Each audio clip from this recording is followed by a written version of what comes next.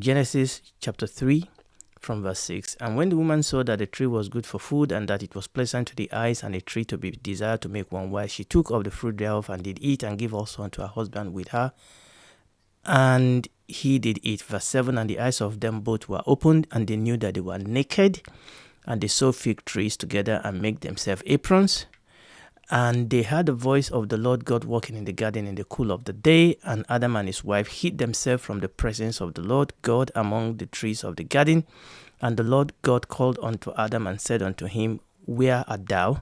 And he said, I heard thy voice in the garden, and I was afraid, because I was naked, and I hid myself. So we are still looking at the moment at the immediate effect of the fall. God did warn Adam and Eve in Genesis chapter 2 verse 17 concerning the fruit of the tree of the knowledge of good and evil. So we are going to read that again just to set the tone of what we are going to be doing today.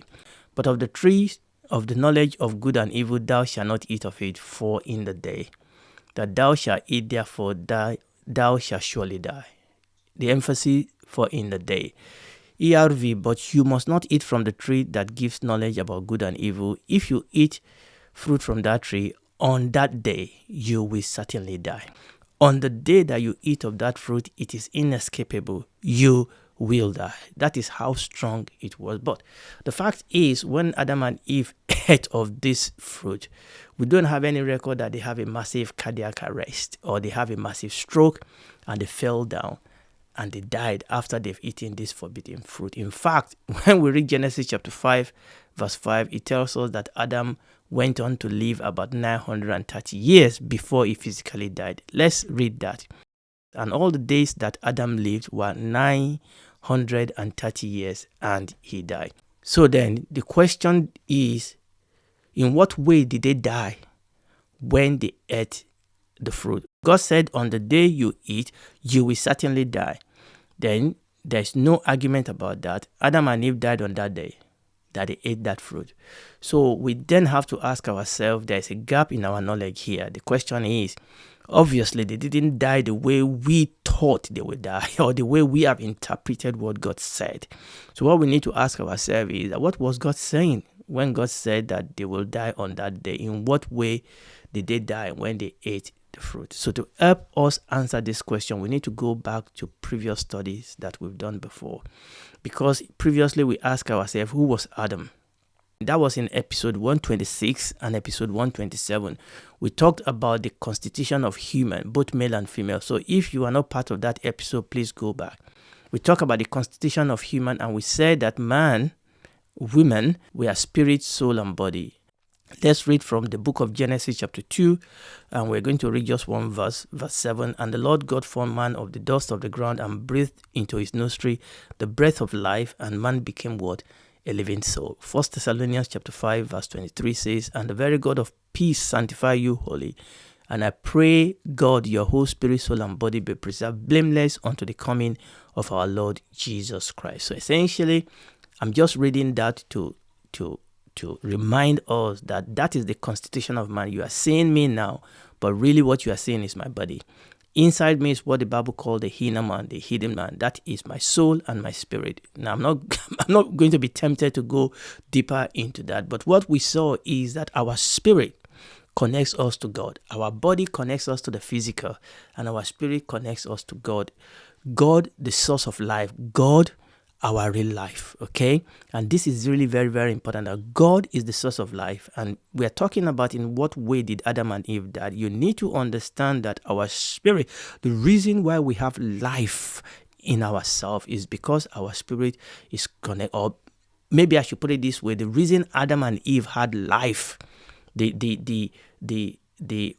beautiful life, the powerful life that they experience after creation, that brings them into a place of delight, a place of fellowship with God.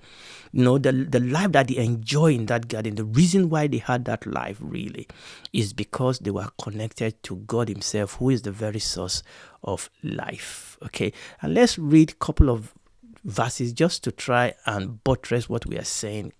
Proverbs chapter 4, verse 23, we read from King James Version and also from the Evangelical Heritage Version. King James, keep thy heart with all diligence, for out of it are the issues of life. EHV version says, above all, guard your heart carefully because your life flows from it.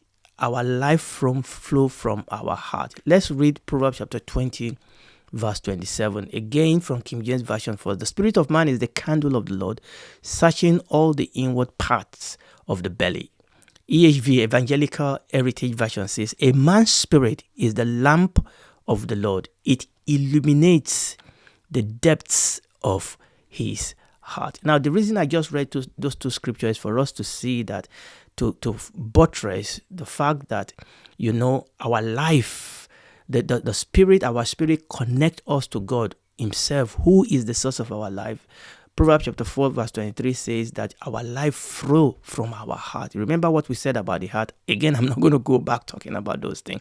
And Proverbs 20:27 says that our heart illuminates, or our spirit illuminates the depth of our heart. So in Genesis chapter 2 verse 17, there's a contrast. And this is very, very important. There's a contrast, and that contrast is between death and the life which God has bestowed upon Adam and Eve. And this is very, very important. When God says that in the day that you eat of that fruit, in dying you will die. The contrast here is between death and life. Okay, the death that is spoken there is the loss of the spiritual life of their soul in its union with God, as opposed to physical death, which is the loss of natural life of the body in its union with the soul. Now, this is very, very important.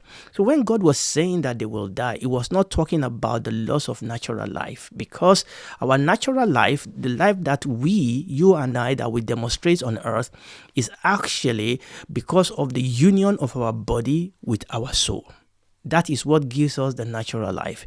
And that is not what God was talking about when God said, in the day that you eat of it, you will die. Now, that life is going to be affected eventually. That life was snuffed out in the case of Adam after 900 years. But that is not what God was saying. God was saying that something will happen immediately you disobey, immediately you rebel, immediately you transgress this covenant. Something will happen immediately. There will be a cessation, there will be a stop, there will be a rupture immediately.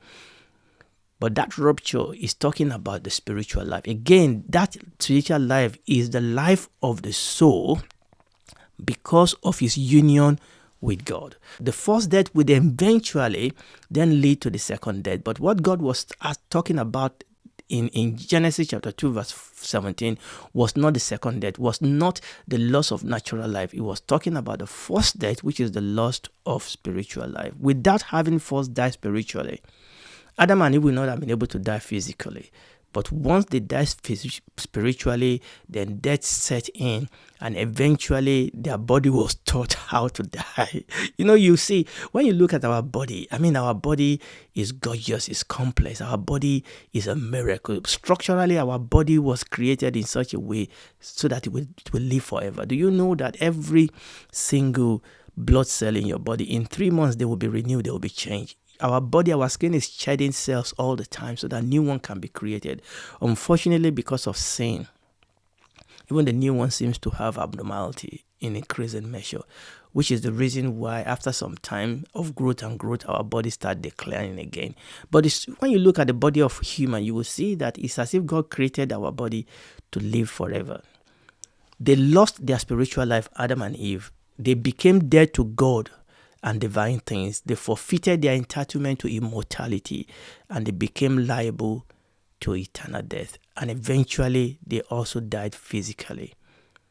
They lost everything. They lost their righteousness in which they were created. The image of God in them were deformed.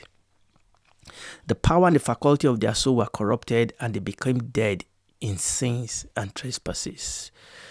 This is what God was saying when God was telling them, warning them that this is what is going to, and this is a biggie, this is huge, this is serious, okay? As a result, they lost all happiness, possession, and prospect of the garden of delight, and they became liable to physical death, obviously, and all the mysteries that precede and accompany sin and darkness. And that is exactly what God was saying. So let's read Genesis chapter 2 verse 17 again, but this time we're going to read it side by side with Romans chapter 6 verse 23. So let's do that.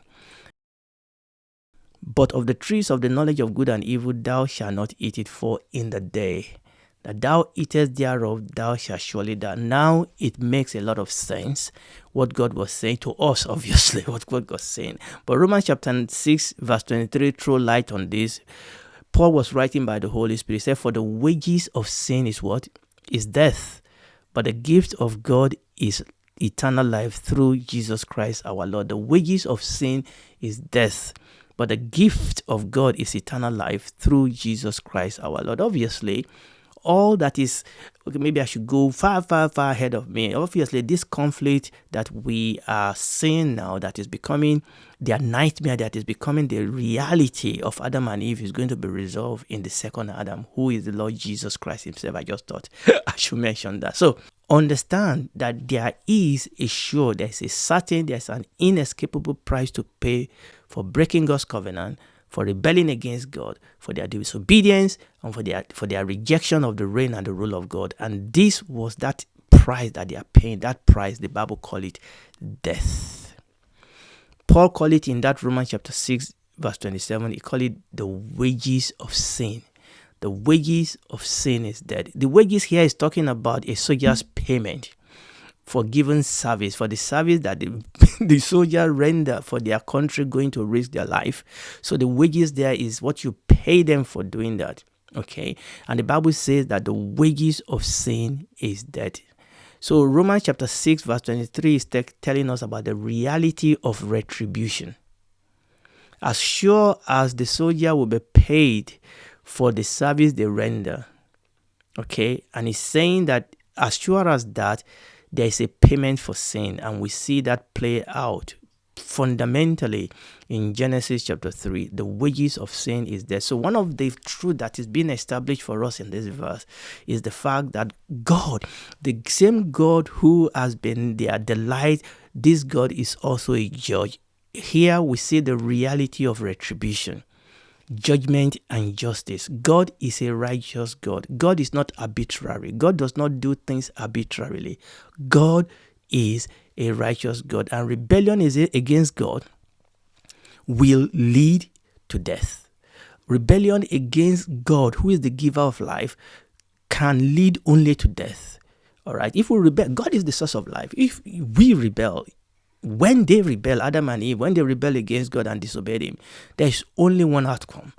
And the one outcome is death. And we're still going to talk a little bit about this death. Let's read Jeremiah. Jeremiah chapter 51. I'm just going to read the second part of verse 56. Jeremiah chapter 51, just the second part of verse 56. NIV, for the Lord is a God of retribution. He will repay in full. There's a translation called Names of God Bible. It said, I, Yahweh, am a God who punishes evil. I will certainly punish them. I, Yahweh, am a God who punishes evil. I will certainly punish them. You know, there are some people that want to say, oh, God is love. God will not judge us. God will not throw people to hell. Listen to me. One of the, remember what we said as we go in this, our story, is revealing something to us also about the nature of God. God is a righteous God. God is a righteous judge. God is not arbitrary. God's love is righteous. God's love is just. God's justice is loving. God's mercy is righteous. God's mercy is just. God is one. God does not have one nature, love here, and one nature, justice there, and one nature, mercy there. No, God is one. Okay? The God that is loving is also the God that is righteous. The God that is merciful is also the God that is just. And God cannot deny himself. So one of the things that we see here is rebellion against God, the giver of life, can lead only to death. There is no, it's a certainty. Okay, we cannot negotiate it. If we rebel against the source of life, then we are cutting ourselves away from the life, And the ultimate, the inevitable result of that will be death. And that is exactly what Adam and Eve experienced. Now, we need to talk a little bit about that death. Okay, so in the Bible, death is not the reverse of existence, physical existence as we understand it. To die does not mean to cease to live physically or that you disappear. It is not extinction of being, and this is very, very important. Rather, when the Bible talks about death, yes, obviously there's a physical death. Even when people die, they don't disappear. They don't stop being. And this is very, very important that we understand here. So rather, death is a reversal of life. So when the Bible talks about death, when something dies, even in the physical, when something dies, you are cut off from a certain life. In this particular case, spiritually, people die when they are cut off from the spiritual life of God. And when people die physically, they die physically because they are cut off from physical life, but they don't stop existing. And this is important for us to understand. So dying is still existing. So when somebody dies, they don't stop existing. So I'll say that again. In Bible, death is not the reverse. It's not the opposite of existence. No, that is very, very important for us to understand. That to die is really is a reversal of life. It's a cutting off. It's a cut off from a life source. Spiritually, a cut off from the life of God Himself. Okay, and physically, if somebody dies, a cut off from physical life. And this is very, very important. So dying is still existence, but existence in a wrong location. I'm talking about physical death now. With respect to Adam and Eve, they are existing, but they have changed location. No wonder in Genesis chapter 3 verse 9, God said, "Where are you?" He has moved. He was not where he was before. They have moved. They are still existing. They have not disappeared. In this particular case, it's not a physical death, it's a spiritual death. They are still there in the garden, but they have moved. They have moved. They are existing quite all right, but their existence now is in the realm of death. Adam and Eve have changed location. They have changed allegiance. They have changed citizenship. They have changed kingdom. They have moved from the kingdom of light. They have moved into the kingdom of darkness. And that is exactly what is happening here. And that is exactly what happened to Adam and Eve. And we'll see what were the immediate effects of that. But fundamentally, this is what happened to them in that garden after they eat of the fruit of the tree of the knowledge of good and evil. So next question is, what happened to the image of God in Adam and Eve when they sinned? What happened? Because they were created in the image of God. All right. What happened to that image of God in Adam and Eve when they sinned? Now, we have already discussed this, and I'm not going to go back. We discussed this in episode 168 and episode 169. We've discussed this before, so I'm not going to go through that again. Please go back. But this is the summary of what we said. We saw that while the fall of man was tragic and the consequences far-reaching, man's sin did not completely eradicate the image of God in man. Yes, their sin was far-reaching. Yes, their sin was tragic. Yes, the effect was horrendous. Yes, the image of God in man was badly disfigured. But man did not completely lose the image of God. Even unbeliever, even unsaved people, even that wicked, evil man is still created in the image of God. There's something of God in every human. All right. There's something of the nature of God. It may be corrupted. It may be badly, damaged, but that image is there. And this is the reason why God says that you should not, say something wrong against somebody else that is created in the image of God. Every human, it's not a matter of the color of our skin. It's not our gender.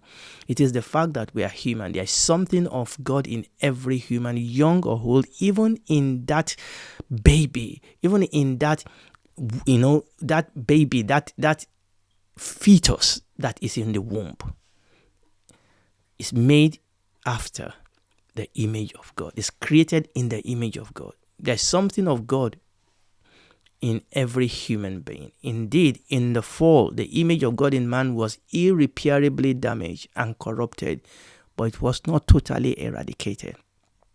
So all human in their current state still bears the image of God. Now, many are in rebellion. That image is bastardized, is corrupted. And the Lord Jesus said, you have to be born again. God has to make an exchange. Okay. And that image cannot be resuscitated. It cannot be, revived by itself. It has to be the Holy Spirit, God himself, that comes to make an exchange of that nature that is corrupted in us and replace it with a new one. And that is what happens when people get born again. This is the cross is, if you can call it, is the manufacturing center by what the Lord Jesus provided on the cross through the operation of the Holy Spirit. It is really because of that God is able to justly save the unjust. Okay, because God is righteous. God is just. He cannot just come and say, I overlook. No, he can't do that. But God has provided a righteous and a just way to be able to come in if you allow him to be able to come in and make that change in you and I that needs to be made, so that once again we can be reconnected back to life. We can be reconnected back to God himself. Once again, like Adam and Eve, we can be called sons and daughters of God. Our body is born by our parents, but something of God will be reborn into us and will become alive. Once again, our spirit will be connected. Once again, our spirit will become the candle of the Lord, searching the inward part of the belly. But the only way to do that is not by following new ideology or by following the teaching of one guru or the other. It's really by allowing the Holy Spirit, through the provision of the Lord Jesus on the cross, to do a deep surgery in our heart, and actually something new will be born into us. You can do it tonight, and please do it, because there's no other name that is given among men whereby we can be saved. And the Lord Jesus loves you. God loves you. For God so loved the world that he gave his only begotten Son, that whosoever believes in him will not perish but have everlasting life. But first of all, you have to stop denying the fact that you are a sinner. You have to stop thinking that you can make it by your own righteousness. You have to realize that you can't do it by yourself. Then run to him and he will help you. And then he will begin to work with you, give you the power and the strength and the grace to be able to walk as a child of God. And when this is all over, you spend eternity with him in the new heaven and the new earth. Do it now.